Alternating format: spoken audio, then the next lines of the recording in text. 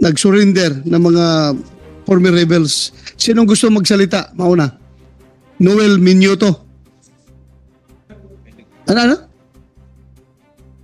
Noel Minyoto Legaspi, sir. Minyoto Legaspi. Yes, sir. Please, you have the floor. Pakinggan kita. Pakinggan ka namin. Daghang salamat sa atong kagalang-galang na chairman of this committee of the House of Senate. Before ko po ipipresenta yung usapin po ng radicalization ng CPP, nais ko munang magpakilala po. Noel Legaspi, dating ka-friend, the former spokesperson and Deputy Secretary of Far South Mindanao Region, mainly operating sa area ng Region 12 and two provinces of Region 11, Davao del Sur and Davao Occidental. I had been in the... Sa probinsya ko pa... Yes sir, when you were the Provincial Director of PNP ng Davao del Sur, I was there, sir. So wala kayong plano na sunugin yung bahay ko? Sabi daw nila, mabait daw kayo noon, sir eh. Ha? Mabait daw kayo eh, kaya wala kayo dun sa OB. Mabait ako? O sabi nila. Very good. Mabait pala ako. Hindi man ako busado na pulis. Yes sir. Hindi ako busado, matino ako, pero ready akong lumaban sa kanila. Kahit na matino ako, lalabanan ko sila hanggang dulo. So, yung provincial director ako, active ka pa doon sa Davao Sur? Yes sir.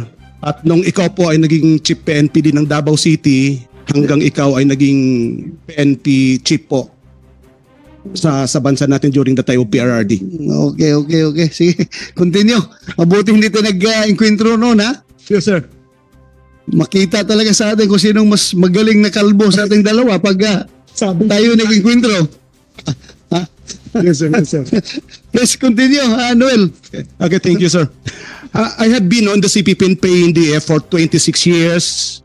6 years ako sa White Area bilang aktivistang estudyante and 2 years na full-time organizer ng youth and student sector sa Region 12, no? And I was enrolled in MSU, General Santos City. I took a Bachelor of Arts major in Political Science. And I joined the New People's Army noong 1998. And nag-surrender ako only in 2018, no month of January, during the presidency of former President Rodrigo Roa Duterte. Napakahalagang napapag-usapan po dito, Your Honor, sa Senado yung radicalization at recruitment ng CPP sa mga kabataang estudyante. At marami nga pong nagsasabi, no, lalong-lalo na dun sa mga makakaliwa, na yung pagsama sa NPA ay incidental, no? Batay daw sa voluntary na desisyon ng mga kabataan. Pero yun po ay hindi totoo. At para po makatulong sa ating pag-unawa sa usapin ng radicalization, sa pintulot po ninyo, gusto ko pong magpresenta ng maigsing PowerPoint presentation about the CPP's radicalization of the Filipino youth. Yes, I agree with you. It's not incidental. It's premeditated. Ha? Yes, sir. Premeditated yan. Wala ka dyan sa kanilang incidental. Please continue, Noel. Okay. Yes, sir. Actually, yung usapin ng radicalization, sa tono po ng CPP-NPA-NDF ay nagsimula noong late 50s, no? Na kung saan nagkaroon po ng pag-uorganisa sa loob ng UP Diliman na ang tinatawag po ay yung Student Cultural Association of UP, no? Na kung saan isa sa mga founding member noon ay si Jose Maria Sison. Noong mga panahon na po na yon ay nag-umpisa na pong lumaganap sa loob ng mga universidad, lalong-lalo na po sa Metro Manila, yung pananaw na mayroong 3 basic problems, yung lipuning Pilipino, na yun nga po ay imperialismo, feudalismo at bureaukrata, kapitalismo, at ang solusyon ng problemang ito is pamamagitan po ng National Democratic Revolution. Hindi mo sinama doon yung ikaw mismo. Feudalismo, bureaucratismo, ano pa yon? At ikaw mismo ang problema. Yes sir, hindi po nila isinama nung panahon na yon, sir, hindi pa. And yung SCAOP na yon ay nagkaroon po ng pag-organisa sa hanay ng mga kabatang estudyante at nagkaroon po ng malawakang kilos protesta, no? And 1959 po yan na-organize, and yung respond ng government at the time ay nag-create po ng isang congressional committee, ano? Hinggil doon sa anti-Filipino activities inside UP. And ang ginawa po ng SCAOP ay nag-organize ng isang malaking protesta against doon sa congressional committee na ginawa ng Kongreso at the time. Kaya nagkaroon po ng more than 5,000 students from UP Diliman and from other schools, no, dito sa Metro Manila para po labanan yung ginawa po ng KAPA na ang tinatawag nila ay anti-communist witch hunt. So diyan po nagsimula, at yung mga estudyante na membro ng SCAOP na nandyan sa pamamumuno ni Jose Maria Sison, sinasabi na po nila na nag-start na ang second propaganda movement sa bansang Pilipinas, at yan ay sa pamumuno nito mga bagong aktivista, no, na gaya na nabanggit ko sa pamumuno ni Jose Maria Sison. At yung SCAOP na yan ay naging precursor po sa pagkakatatag ng Kabataang Makabayan in 1964. And alam naman po ng lahat-lahat na yung Kabataang Makabayan, ang founding chairman po niyan ay si Jose Maria Sison. And this doon sa orientation paper ng Kabataang Makabayan, mas nilinaw po nila kung ano yung kanilang pinaka-political line. No, sa mga basic document ng Kabataang Makabayan, sinasabi nila na yung bansang Pilipinas ay isang semi-colonial, semi-feudal. May 3 basic problems, yung nabanggit ko kanina, at ulitin ko na naman, yung solusyon ng problemang ito ay sa pamamagitan ng National Democratic Revolution. And of course, ang Kabataang Makabayan, dahil nga Kabataang Makabayan, halos lahat ng membro nung itinayo na yan ay mga kabataang estudyante from UP Diliman. Ma'am, you have the floor. Good afternoon, Mr. Chair and everybody po. I'm Luisa Espina of Hands of Our Children and a public school teacher din po. Ang anak ko po na-recruit ng anak bayan sa edad na 16 years old. From PUP, siya po ay senior high. Same ng mga pattern recruitment ng mga nagsalita na former, ganun din po, former rebel, ganun din po ang nangyari sa anak ko. From mabait, mapagmahal na anak, nag-twist po siya nung nasali dyan sa organization na Anak Bayan at Gabriela Youth po. Nawawala-wala na, ginroom nila ang anak ko na magalit sa gobyerno, na huminto sa pag-aaral. Dahil sabi nila, narinig ko mismo sa anak ko na ayaw niya na mag-aral dahil papelan daw po yung edukasyon. Mas mahalaga daw at mas maayos daw yung pinag-aaralan nila doon sa sinarihan niyang organisasyon. Hanggang sa nawawala December 2018, lagi pong nawawala ang mga kabataan dahil yan po ay anibersaryo ng CPP. Inakyat ang anak ko sa Davao, sa Mindanao po, bilang NPA. Nakipaglaban ako, hinanap ko siya. Wala po akong proof of life. Walang, sinabi ko sa anak bayan na hindi na biro yung pagkawala ng anak ko. Kailangan ko ng, kung malaman kung nasaan ang anak ko. Nagbigay sila ng sulat January 2019 na ayon sa sulat ng anak ko, mahirap man tanggapin na may anak kayo ng ganito. Ngunit ito na po ang paraan ko para pagsilbihan ang malawak na hanay ng masang api. Yun ang content ng sulat ng anak ko na napakahirap po talagang tanggapin na bunso po siya. Sure. Ang ginawa nito ng mga CPP, NPA sa aming pamilya. Napakasakit. Isang araw lang mawala yung anak mo, hindi mo na alam ang gagawin mo. Pero yung 5 magliliwag taon, hindi mo na kaya. Tuwing gabi, iiyak ka. Bagyo. May sakuna man na mangyari sa atin, COVID. Alalahanin mo yung anak mo, yung worst na mangyayari. Kung ano ba yung nangyayari sa anak mo.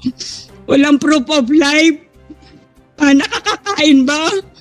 Through NTFL-CAC may sumusuko. nag-aamot kami na baka kilali anak ko dahil sa SMR, yan sila Arian, sila alam nila na nakasama nila yung anak ko. May sumuko sa Tagum, 13, na ikwento. Halos madurog na daw yung paa ng anak ko sa sugat dahil di ba nakabota sila sa mga mining area na walang makain, payat, napakasakit yon.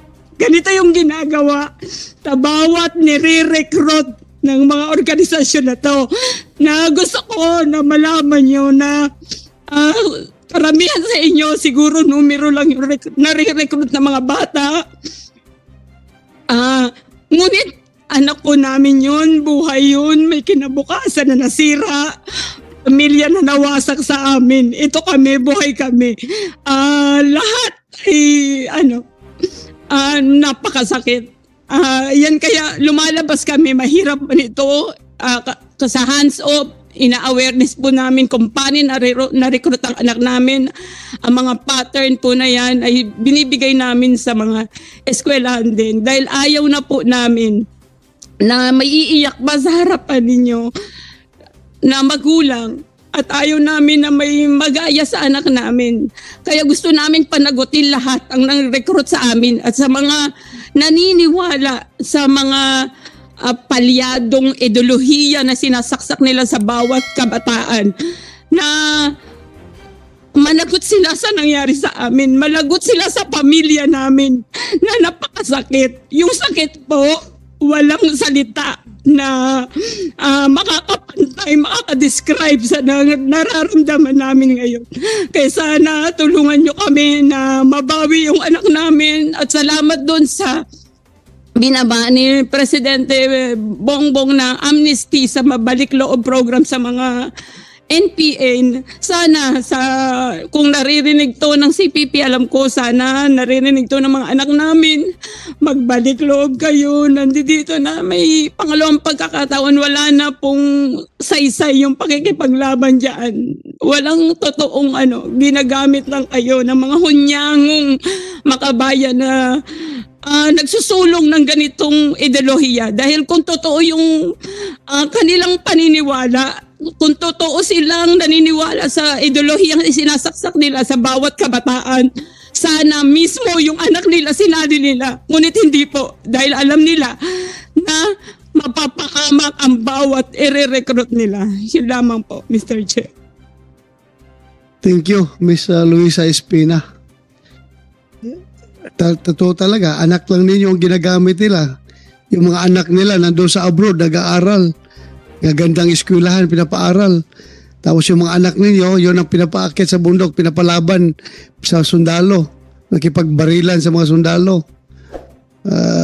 Magaling talaga sa squad. Magaling mag-sweet talk itong mga tao na ito. Hindi ba yung anak mo yung recent nila doon sa lower house, sa kongreso? Yung mga party list ng sino yung congressman na yun? Arlene Brosas. Arlene Brosas. AJ po yon, si AJ po na si anak po ni Relisa Lucena, at isa po sa president namin na si LB Kaalaman. Yung kay Ma'am LB Kaalaman po nakauwi na po sa bahay nila, pero yung kay Relisa Lucena po ay nandoon pa rin po sa under ng CPP-NPA po, NDF. Pero at least mabuti sila. Yes, nakita nila na pinresent doon sa diyan mo makita, di ba? Diyan mo makita kung anong linya meron itong mga party list na ito doon sa armadong CPP, NPA, NDF, sa NPA. Bakit nila na-produce yung bata na yun? Pinapreskon pa nila doon sa Congress. Di ba? Kasi nga, di na silang wala silang linya na hindi na kaalyado yung NPA. Tapos ngayon, recent nila, pineskon pa. Napakawalang hiya, no? Hindi man lang inisip yung grieving parents na ibalik doon sa parents yung bata. Afterwards, yung bata, binalik rin doon kung saan na ngayon. Nasa armado na ngayon. So yung anak mo, hanggang ngayon wala kang balita. Ang huli pong balita nasa Davao po siya, pero ngayon po wala na po talaga. Ang ano namin po is nasa Bukidnon, kasi sa Davao po is ano na po yung dismantle na po lahat ang guerrilla doon dahil galing po siya sa Guerrilla Front 2 dati, Sir, Mr. Chair. Wala na sa Davao, nag-move sila sa Bukidnon. Ngayon, ang pwersa ng Armed Forces at ng PNP nakafocus sa Bukidnon, kiniklear nila. So wala na yan ngayon sa Bukidnon. Nandoon na yan sa Lanao banda. Lanao doon sa Marawi, doon sa pumasok na doon sa area ng Imaylep. Kasi yung mga hinahanap ngayon na NPA na Bukidnon, wala na doon sa Bukidnon. Nag-move na sa Lanao. So most likely, makita mo yung anak mo doon banda sa Lanao, nagtatago doon. Sa Wao banda area, Wao at saka basta doon banda, Wao area. Nandoon na sila ngayon nagtatago. Ha? Tubod. Oo. Lanao Norte yun siya. Ang Wao, Lanao Sur yun siya. Dikit sa Bukidnon. Kausap ko yung mga commander doon ng AFP. Nandoon lang daw, kukunti na lang sila doon. Umiikot baka nandoon pa yung anak mo. Kawawa naman. Yung last na nakita nyo, Arian, nakita nyo yung anak ni Ma'am Luis Espina doon sa Davao? Mr. Chair, if I may, kami po sa unit po namin pumasok si Louvain, yung anak ni Ma'am. That was December Ikaw ang front secretary noon. Yes. Sige, go ahead. Sige. 2018 sa somewhere in Kitaw-Taw, Bukidnon po. Nag-attend po siya ng 50th anniversary ng Communist Party of the Philippines. So, actually, she was just planning na for exposure lang or revolutionary indication. And then, yun nga, because of, syempre, our influence no, in convincing her na mag full-time. And then, siguro, sa ilang araw na nagkasama kami ilang araw. Pagka January po ay inatid ko talaga siya sa regional headquarters ng Southern Mindanao Regional Committee sa pangangalaga ni Eric Casilaw, si Kaelian. So sila po yung tumanggap kay Louvain. Pero since nun po, hindi ko na po alam kung saan siya. Pero parang later nagkasama na sila sa isang nag-surrender na rin sa yung sinabi ni Ma'am kanina na Guerrilla Front 2, si Daniel De Llosa. Pero after nun, wala na po kaming balita kung saan na po siya unit na assign. So at that time, yung sabi mo yung headquarters ng SMRC, saan banda yun? Sa That Sitio time? Dumasilag sa Quezon, sa Dumasilag, Barangay Santa Filomena, Quezon, Bukidnon. Bukidnon. So meaning talagang umakyat na sila, no? Umakyat na. Apo. Umakyat. Ngayon, wala na naman na yan ngayon doon. Nandoon na, bandang Lanao na yan. Palaging pinupurso ng ating government forces. So thank you, Ma'am Luisa Espina. Luisa Espina, I hope and pray na hindi pa tapos ang lahat. Baka pwede pang yung anak mo makagaya nila na magbago ang isip at bumalik. So sana magkaroon kayo ng reunion. Kawawa naman. Ako, I am so a parent, no? Imagine ko lang yung anak ko na mapunta sa kanila. Napakasakit.